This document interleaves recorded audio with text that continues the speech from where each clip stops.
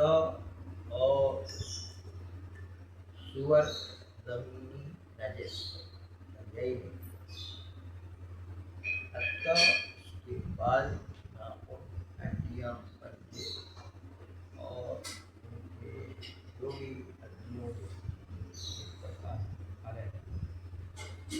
سب نجس، جس میں جان نہیں ہوتی ہے وہ بھی نجس۔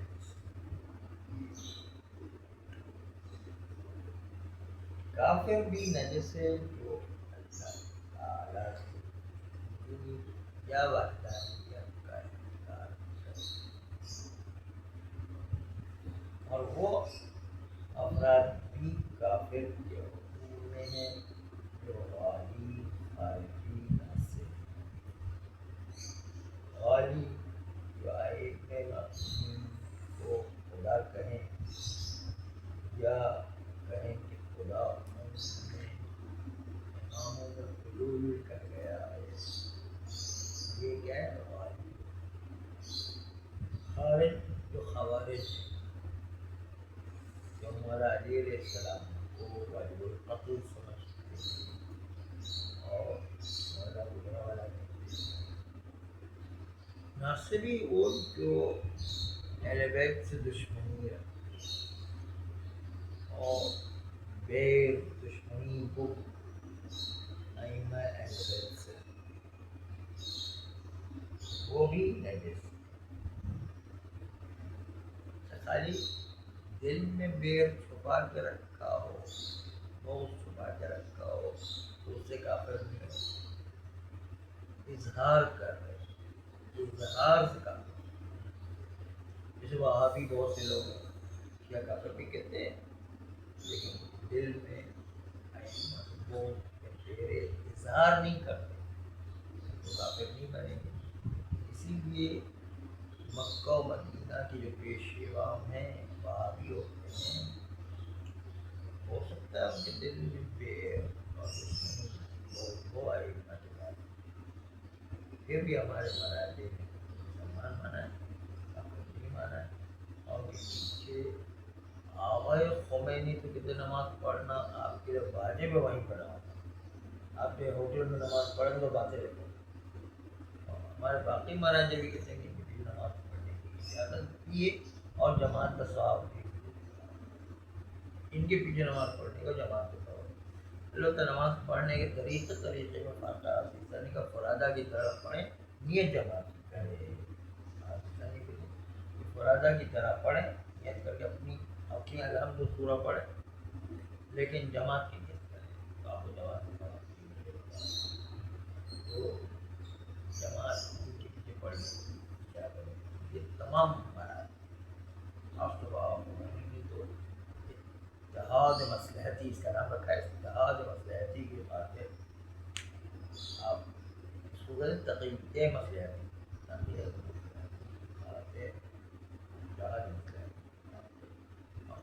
ضروری کا کہ آپ ہوٹل میں نماز نہیں پڑھیں، بلکہ کہ وہاں پر جا کر نماز پڑھیں، مکہ مدینہ کے حرم میں جا کر، لیکن ہاتھ باندھ کے نہیں، ہاتھ کھول کے آپ کوئی ضرورت ہو پاکستان میں کہتا ہے آپ ہاتھ کھول کے بھی اور پوری پڑھے بھی اپنی خالی دنیا جماعت کی کریں۔ الحمد سورہ بھی ان پر نہیں چھوڑنا، اپنا الحمد سورہ پڑھنا ہے، جماعت جو الحمد سورہ دے جماعت کے پیشمان پر ذمہ داری یہاں پر آواز کتنی خود انسانی کو پڑھنا ہے۔ تو خالی دشمنی دل میں ہونے سے کافر نہیں بنتا، اظہار کرنے سے کافر، دشمنی اظہار کرے یا گالا گلوچ کرائے ان میں مخصوصی وہ کافر ہے۔ اسی بنیاد پر وہابی پورا فرقہ جو مسلمان ہے، یہ جب تک اظہار نہیں ہے، جو شخصی طور پر اظہار کرے گا وہ آدمی خالی جو کافر۔ اسماعیلی بھی اسی طریقے ساتھ میں امام کو برا بلا نہیں کہتے، اسماعیلی گوریتا تو ٹھیک ہے، جو اگر ساتھ امام بعض وقت بھی ناقصان بھی کرتے ہیں، اگر اس طرح کرتے ہیں تو جو کرتا ہے وہ کافر ہوگا، نہیں کرتا ہے وہ کافر نہیں، وہ مسلمان نہیں، اس کے ہاتھ کا کھانا پینا باہر شمار کیا جائے گا۔ اسی طرح اسماعیلی حضرہ کہ جو نماز کا انکار کرے، کہتے ہیں کہ ضروریات دین کا ضروریات دین کا انکار کرے، اس سے ایک شرط کے ساتھ کہ جس انکار سے رسول اللہ کی رسالت کا انکار لازم آتا ہے، یہ شرط کے ساتھ کہ وہ نماز کا انکار کرتے ہیں جس نماز کے انکار سے رسول کی رسالت کا انکار ہو رہا ہے، تو اس سے وہ کافر۔ جس سنا ہے کہ وہ حمزہ میں کچھ لوگ ہیں جو نماز کو نہیں مانتے اور اس سے جو ہے رسول کی رسالت کا انکار کرتے ہیں، اس کی نماز مناسب نہیں۔ اگر ایسا ہے تو نہیں، تو حمزہ کے اسماعیلی بھی کافر نہیں ہوں گے اگر یہ دو شرطیں کہ نماز کا پورا انکار کرے، نماز اس کوئی چیز ہی نہیں اسلام میں، یہ مولویوں نے بنائی ہے مثلا کی طرح، اور دوسرا ہے کہ انکار نماز کے ساتھ اور روزے کا انکار کرنے کے ساتھ ساتھ اس کے انکار سے انکار رسالت لازم ہے۔ یہ رسول اللہ جو ہے وہ اس کو انکار کر رہے ہیں، یعنی رسول اللہ کی نماز کا انکار کر رہے ہیں، رسول اللہ کی نماز کے کہ رسول جو ہے وہ نماز کو لے کر ہی نہیں آئے، نماز جو ہے ہی نہیں، مثلا رسول کے پاس بھی رسول کو نہیں مانتے، اگر لائے بھی ہو تو آپ رسول کو نہیں مانتے۔ تو ایسا ہونا ویسے بہت مشکل لگتا ہے کہ وہ عمدہ کے اسماعیلی بھی ظاہر نماز کو مانتے تو ہے لیکن عمل نہیں کرتے آپ کو، یا اگر نہیں بھی مانتے تھے انکار رسالت آنا رسول اللہ ہی کو نہ مانتے، یہ ذرا مشکل تھا، کافی ہونا ذرا مشکل کا ہے، اور شک کی صورت میں مسلمان ہی سمجھیں گے جب تک کہ مسلمان آپ نے آپ کو مسلمان کیا گا۔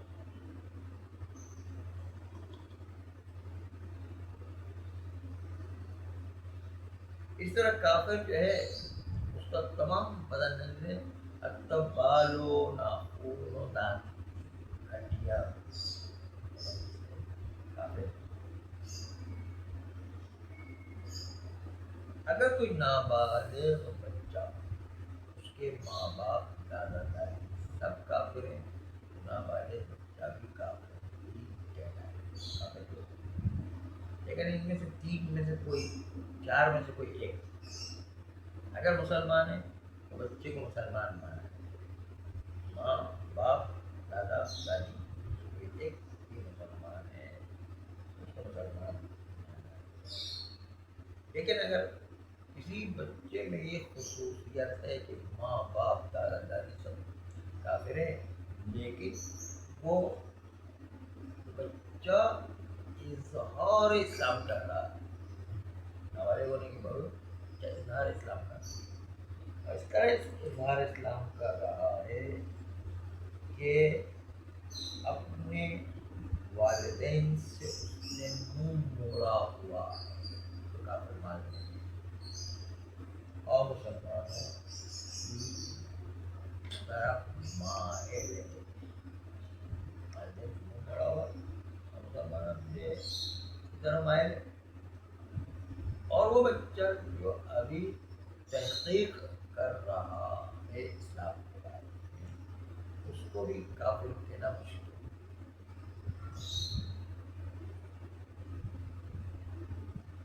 اب فرض کر ہمیں کوئی یہاں پر چینی شکل کا آدمی ملا، پتہ نہیں کہ مسلمان ہے یا مسلمان ہے، تو اس کو ہم نجس نہیں مانتے، کافر ہونا پتہ نہیں، اصل طہارت طہارت ہے، لیکن پھر بھی جب تک کہ پتہ نہیں تب تک اس کو مسلمانوں کے احکام جاری نہیں کریں گے. یعنی مسلمان عورت سے شادی نہیں کر سکتی ہے اور نہ اس کے اوپر جو ہے مسلمانوں کے قبرستان میں دفن کیا جا سکتا. یہ مسلمانوں والے احکام جاری نہیں ہے. مسلمان بھی اسلام کا ثابت نہیں ہوا. یعنی جیسے یہاں ہندو عورتیں نظر آتی ہیں پتہ نہیں ہے ہندو ہے یا مسلمان ہوگا میں نہیں پتا تو کیا کریں اب اس کو کیا مسلمان مانیں گے. ہندو عورت نظر آتی ہے ہمیں کیا پتہ یہ ہندو واقعی ہے یا نہیں پتہ. جب تک ہمیں علامت ہندو کی نہیں پتہ عورت کو ہم پاک مانیں گے.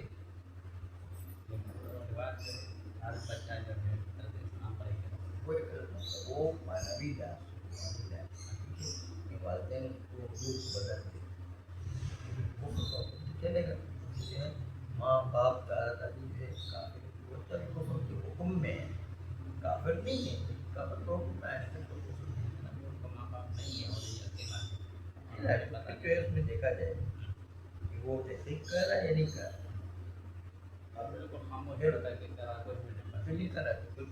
کس کے پاس رہے گا اس کے حساب کے ساتھ.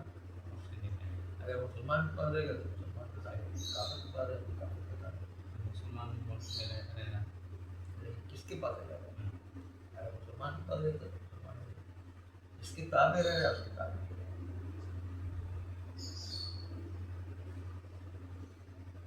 جو شخص بھی خانوادہ رسالت کو گالی دے وہ کافر.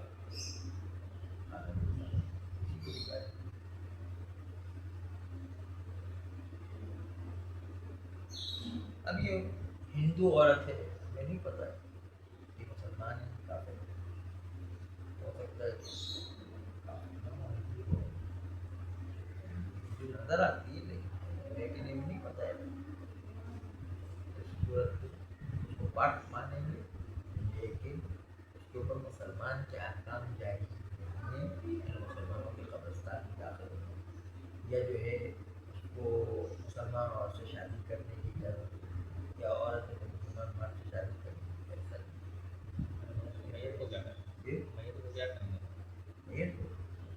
اپنے قبرستان میں ہندوؤں کے قبرستان کا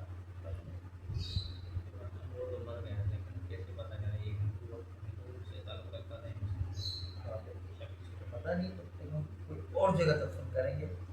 وہ مسلمانوں کے قبرستان میں دوسری جگہ دفن کریں گے.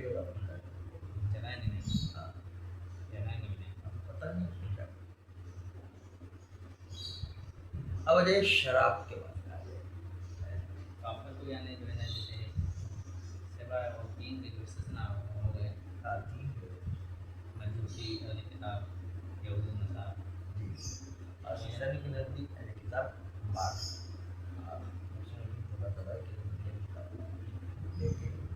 بعض مہاراج کی بنیاد پر نہیں مانتے. بعض لوگ فتوا دیتے کہ نہیں جیسے اہل کتاب تو ہم اپنے اپنے مراجع کے اعتبار سے اصل قانون تو یہ کہ نجس ہے سوائے تین یعنی استثناء. ہمارے شراب بھی نجس ہے لیکن شراب کے علاوہ بہت سارے مائع جات ایسے. شراب نجسوں میں دو چیزیں پینا بھی حرام ہے اور نجس. دو چیزیں حرام اور نجس شراب. لیکن بہت سے ایسے الکحل آتے ہیں کہ جو نشہ لے کر آتے ہیں لیکن پھر بھی وہ پاک. پینا اس کا حرام ہوگا کیونکہ نشہ لے کر. کہ ہر نشہ والی چیز نجس وہ حرام ہوا حرام ہوا کرتی لیکن نجس نہیں ہے. الکحل نجس نہیں پاک ہے لیکن چونکہ اس میں نشہ موجود ہے اس لیے حرام. جس میں نشہ نہیں ہے وہ پاک. الکحل کی بتائیے الکحل جو ہے پینا حرام ہے نشہ لانے کی. لیکن جو الکحل نشہ نہیں لاتا وہ پینا بھی جائز ہے. دوائیوں میں نشہ نہیں لاتا کیا اگر دوائیوں میں الکوہل ملائی جاتی ہے، یہ نہ کہے کہ شراب الکوہل سے بنتی ہے، اس لیے جو الکوہل بھی حرام ہے نہیں، اس دوائیوں میں الکوہل ہوا کرتا ہے، الکوہل پینے میں کوئی حرج نہیں ہے دوائیوں کے ساتھ، کوئی نشہ بھی نہیں ہوتا، کافی میں بھی بنا الکوہل کچھ بھی نہیں، آرام پینا بھی پینے جائے تو نشہ نہیں لاتا، ایک کچھ الکوہل نشہ لے کر آتے ہیں۔ نشہ کا مطلب کیا ہے پہلے؟ نشہ کا مطلب انسان کی عقل ضائع ہے، نشہ کا مطلب یہ ہے عقل میں اچھے برے کی تمیز ختم ہوتا ہے، ماں بہنوں کی غیرت کی تمیز ختم ہوتی ہے،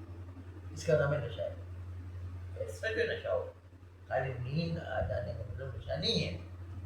خالی سگریٹ پیے تھوڑا سا جو انسان خمار ہو جاتا ہے اس سے جو نشہ نہیں کہتے، ایک کھانے کے بعد دوپہر کو نیند آتی ہے وہ بھی نشہ نہیں ہے،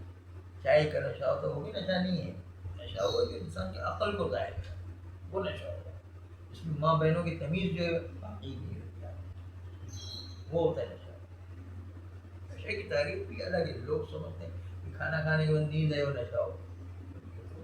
سگریٹ پینے کا نشہ ہو، چائے پینے کا نشہ تھوڑی،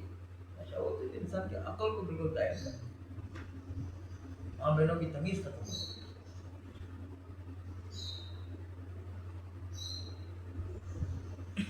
اس لیے صنعتی اور طبی الکوہل جتنے بھی ہیں سب کے سب پاک ہیں، چاہے نشہ لائے یا نشہ نہ لائے، نشہ لائے تو حرام بھی ہوگا اور نشہ نہیں لائے تو اس کے پینے کی بھی اجازت ہے۔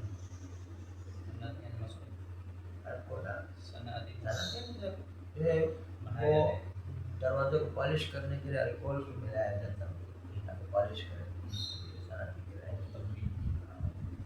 صنعتوں میں بھی استعمال ہوتا ہے، بہت ساری الکوہل پیٹرول کی طرح ایک چیز ہوتی ہے، شراب میں ملاتے شراب بناتے نشہ چڑھتا، بناتے پروسیس کیا ہے؟ وہ بھی الکوہل ایک چیز ہے جو نکلتی ہے،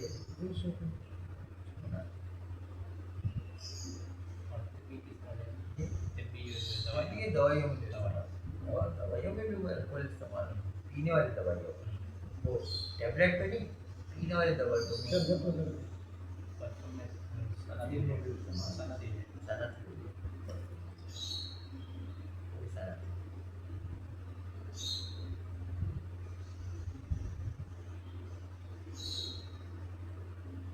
انگور کے رس میں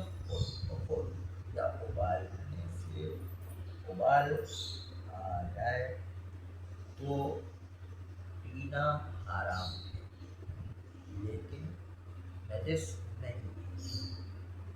نجس نہیں ہے، پینا حرام ہے، انگور کے رس میں ابال حرام ہے، کیونکہ انگور کی شراب بھی مانی جاتی ہے لیکن اس میں پینا جائز نہیں ہے، حرام ہے لیکن نجس نہیں ہے،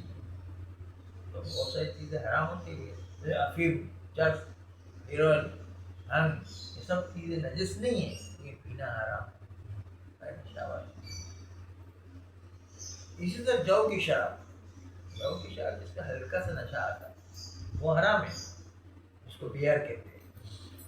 اس کو فقار کہتے ہیں، وہ حرام ہے، ہمارے نزدیک حرام ہے، اہل سنت اس کو پھر بھی جائز سمجھتے ہیں، اس لیے اہل سنت اس کو جائز سمجھتے ہیں، شیعہ حضرات اپنی فقہ کو الگ کرنے کے لیے خصوصی طور پر فقہ کو ذکر کرتے ہیں، حالانکہ وہ شراب میں شامل ہے لیکن اس کو خصوصی طور پر شامل کرنے کا مقصد ہی یہی ہے کہ اہل سنت کے مقابلے میں بتانا ہے کہ فقہ ہمارے نزدیک حرام ہے، فقہ جو بیئر کہلاتی ہے، جو ہلکی نشہ والی چیز ہے، جو کی شراب، لیکن جو بارلے ہوتا ہے، جو کا پانی وہ جائے جس میں نشہ نہیں ہوا، تو کا ہو کر ہم پانی نکالتے ہیں، جو کا پانی ابال کر کے نکالتے ہیں، اس کو کہہ رہے جی جو کی جو شراب بناتے ہیں وہ جائز نہیں، چاہے وہ ہلکا نشہ لے کر، بلکہ آسن رہتے تو نجس بھی حرام۔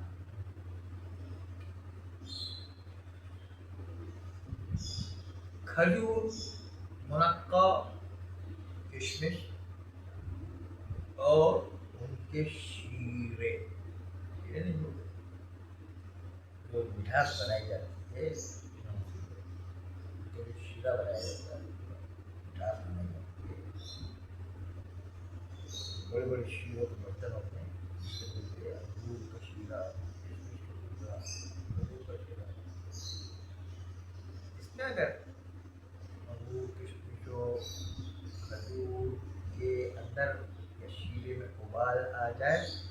تو بھی باقی کھانا حلال ہے، لیکن یہ کشمش منقع اور کھجور، لیکن اگر انگور کے اندر ابال آ جائے تو آسان احتیاط واجب بنیاد پر اس سے اجتناب کیا جائے۔ انگور ہے اس کے اندر، مطلب بہت سے لوگ کھانے کے اندر انگور ڈالتے ہیں، اس کو ابال آ جائے، آپ احتیاط انگور سے اجتناب کریں، لیکن وہ نجس پہ بھی نہیں، یعنی کھانے کو نجس نہیں کرے گا، اس کو کھانا کھا سکتے ہیں، ارے انگور کو نہیں کھایا جا سکتا، لیکن کشمش کو کھانے میں ڈال دیں، اس شیر خورما میں ڈال دیں، کشمش جو پھول جاتی ہے نا دودھ میں رہ کر، وہ جو ہے نہ نجس ہے نہ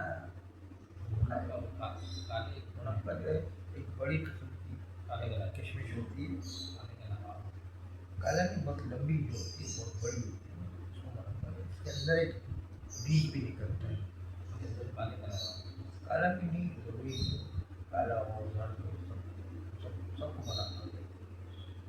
منقع کی ایک قسم ہے، بڑی کشمش کا نام منقع ہے، بہت بڑی ہوتی ہے، بہت بڑی۔ تو ایسی صورت میں آپ دیکھیں گے کہ جو کی شراب حرام ہے، جس کا نام ہے فقہ، اس میں تھوڑا سا کا نشانہ، ہلکا سا نشہ ہوتا ہے، لیکن جو کا پانی، جو کہ جو ہے خالی جوش کھایا ہوا پانی ہوا کرتا، پاک حلال بھی، اس میں کوئی نشہ بھی نہیں ہوا کرتا۔ اعوذ باللہ، بسم اللہ الرحمن الرحیم،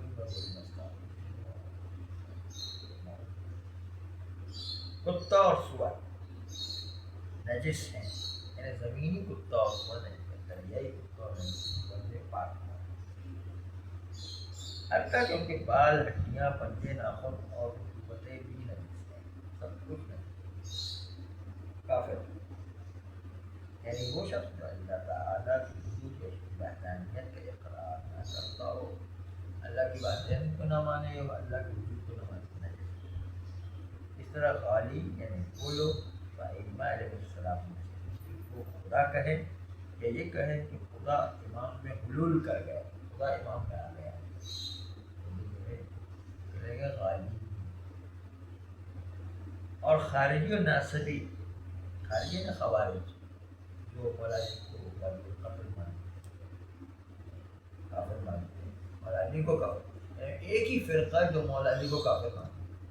مولانا کو خود کو کافر، مولانا کو کافر بھی مانتے، مولانا کو واجب القتل بھی مانتے، اور ناصبی جو ہے دشمن ہے لگائے، ناصبین دشمن ہے لگائے، یہی یزیدی لوگ، مروانی لوگ یہ جو ہے یہ ناصبی بھی مانتے، وہابی لوگ جیسے ہاں، لیکن شرط ناصبی میں اظہار کرے، ائمہ سے دشمنی کا اظہار کرے، یا ائمہ سے بیزاری کا اظہار کرے، یا ائمہ سے نفرت کرے، یا ائمہ سے جو ہے اظہار کرے یا گالی دے مطلب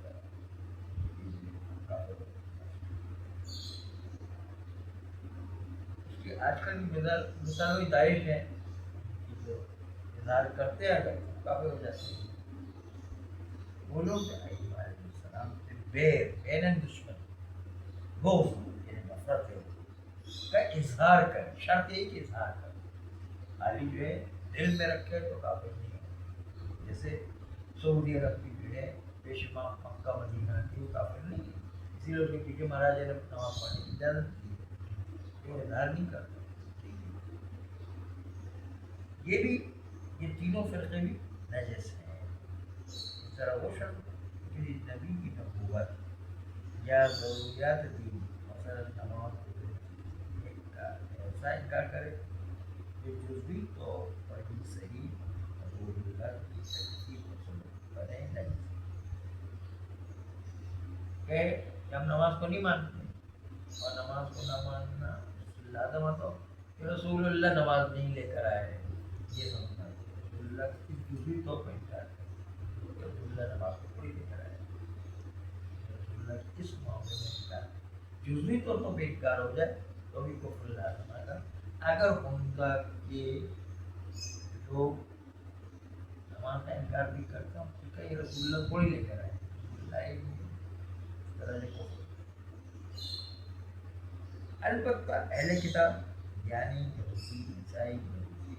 پاک مانے جائیں گے اور انسانی کے نہیں. باقی مراحل وہ یا واجب کی بنیاد پر یا فتوے کی بنیاد پر اہل کتاب کو نجس مان.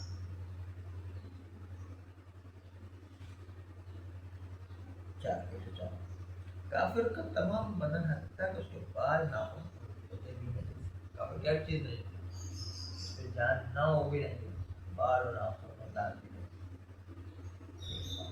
اگر کسی نابالغ بچے کے ماں باپ دادا دادی کافر ہوں تو بچہ بھی نجس ہے. یعنی نجس ہے کا مطلب کفر کے حکم نہیں. اگرچہ کہ کافر اس کو اسلام نے نہیں کہا ہے لیکن کا نجس کو حکم. البتہ اگر وہ سوجھ بوجھ کرتا ہے یعنی ممیز ہو, سوجھ بوجھ کا مطلب ممیز ہو اور اسلام کا اظہار کرتا ہو تو پاک. سوجھ بوجھ کرتا ہے اور اسلام کا اظہار بھی کرتا ہے, لیکن اگر اپنے والدین سے منہ موڑ کر دوسروں کی طرف مائل ہو یا تحریک کر رہا ہو اس کے نجس ہونے کا حکم لگانا مشکل. یہ بچہ جو ہے والدین سے منہ موڑے ہوئے اور اسلام کی طرف مائل بھی ہے یا تحریک کر اسلام کی, تو اب اس پر نجس کا حکم لگانا مشکل. یہ جو ہے ابھی تحریک کر رہا ہے, لیکن جو سوجھ بوجھ رکھتا ہے اور اظہار اسلام کر رہا ہے اس کو پاک مان. ہاں اگر اس کے ماں باپ یا دادا دادی یا ان میں سے کوئی ایک بھی مسلمان ہو تو مسئلہ نمبر 210 کے حساب سے آنے والے تصویر بچہ پاک, یعنی 4 میں سے کوئی ایک آدمی مسلمان تو بچہ پاک مانا ہے. ماں باپ دادا دادی کوئی ایک بھی اگر مسلمان ہے تو بچہ پاک مانا ہے. اگر کسی شخص کے مطابق یہ مسلمان ہے یعنی کوئی علامت کہ مسلمان ہونے کی نہ ہو تو پاک سمجھا جائے. جیسے ہندو ہوتے ہیں پتہ نہیں مسلمان ہے یا مسلمان نہیں, یہ جو ہے پاکستان میں رہ کر کے مسلمانوں سے اتنا ماحول جو سو ایسا انداز ہوتا ہے ہندو ہونے کے باوجود بھی مسلمان کی طرح ہو جاتا ہے. پتہ نہیں ہے مسلمان ہے کہ نہیں, لیکن اس پر اسلام کے دوسرے احکامات کو اسلام پاک سمجھ جائیں گے. اس کے اسلام کے دوسرے احکام اس کو جاری نہ کہ وہ مسلمان عورت سے شادی کر سکتا ہے, یہ اسلام کے احکام جاری نہیں, اور نہ ہی اسے مسلمانوں کے قبرستان میں کر سکتا ہے.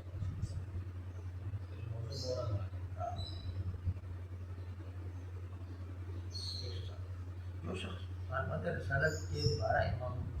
ایک کو بھی دشمنی کی بنیاد پر گالی دے وہ نجس ہے. دشمنی کی بنیاد پر یہ نہیں کہا ہے کہ تقیہ کی بنیاد پر کسی کو گالی دینا پڑ جائے اسے کافر نہیں ہوتا. دشمنی کی بنیاد پر گالی دے رہا ہے وہ کافر. بعض اوقات تقیہ کی بنیاد پر پکڑ لیتے ہیں, زبردستی گالی دلواتے ہیں, وہ کافر نہیں ہوتا. ذرا اپنی جان بچانے کے لیے گالی دلواتے وہ کافر نہیں. خالی دشمنی کی بنیاد پر گالی دیتا ہے تو وہ کافر. شراب نجس ہے اور حرام بھی دونوں, لیکن اس کے علاوہ انسان کو مست کر دینے والی چیزیں نجس نہیں. الکوہل نجس نہیں ہے, نشہ لے کر آتی لیکن پھر بھی پینا حرام ہوگا لیکن نجس نہیں ہے. باقی شراب نہ ہو, اسی لیے کہ صنعتی اور طبی الکوہل کی تمام اقسام پاک. اگر نشہ لے آئے تو حرام, اگر نہ لائے تو حرام نہیں ہے, لیکن پاک پھر بھی رہیں گی چاہے نشہ لائے چاہے نشہ. پاک ہونا الگ مسئلہ ہے, اور حرام ہونا الگ مسئلہ ہے، وہ الگ الگ ہے، لوگ اس کو جو بہت ملا دیتے ہیں۔ اگر انگور کی رس میں خود پکانے پر ابال آ جائے تو پاک ہے، لیکن پینا حرام، کھانا حرام، لیکن اس کو کھانا پینا حرام۔ انگور کا رس سے ابال آ جائے تو کھانا پینا حرام ہے، لیکن پاک ہے۔ اسی طرح احتیاط واجب کی بنیاد پر ابلا ہوا انگور حرام ہے لیکن نجس نہیں۔ ابلا ہوا انگور جو ہے کھانے میں ڈال دیا جائے ابل جائے گا کھانے کے اندر، احتیاط واجب کی بنیاد پر حرام ہے لیکن نجس نہیں، اس لیے پورا کھانا نجس نہیں ہوگا۔ شراب نہیں بن رہا، شراب بن بھی جائے تو سب چیز جو ہے شراب بن جائے تو پھر نجس ہوگا، لیکن نہیں، انگور کے رس میں جو ہے ابالا ابالا یہ بھی جو ہے نجس نہیں ہے، انگور کے رس میں نجس نہیں ہے۔ کھجور، منقع، کشمش اور ان کے شیرے میں چائے ابال آ جائے تو بھی پاک ہیں، یعنی ان کو کھانا بھی جائز ہے اور پاک بھی ہے ابال آ جائے اور ان کا کھانا بھی حلال ہے۔ فقہ یعنی جو کی شراب جو اہل سنت کے پاس نجس اور اہل سنت کے پاس جائز ہے، ہمارے پاس حرام ہے، کہ خصوص طور پر اس کو الگ کرنے کے لیے ذکر کیا، ورنہ شراب کے دل میں شامل نہیں ہے۔ عام طور پر جو سے تیار ہوگا جو بھی جو وہ ہلکے نشے کا سبب بھی بنتی ہے، حرام ہے، یہ حرام ہے اور احتیاط واجب کی بنیاد پر نجس بھی ہے۔ لیکن وہ آب جو پاک اور حلال ہے، تو پانی جو اس سے نکالا جاتا ہے وہ حلال و پاک ہے، تو کسی قسم کے نشے کا سبب نہیں ہے، اس کو کوئی نشہ نہیں، اس خالی گرم پانی ہے تو جو تو اس کی بنیاد پر جو کا پانی حلال ہے، جو کی شراب جو ہے حلال ہے۔ صلی اللہ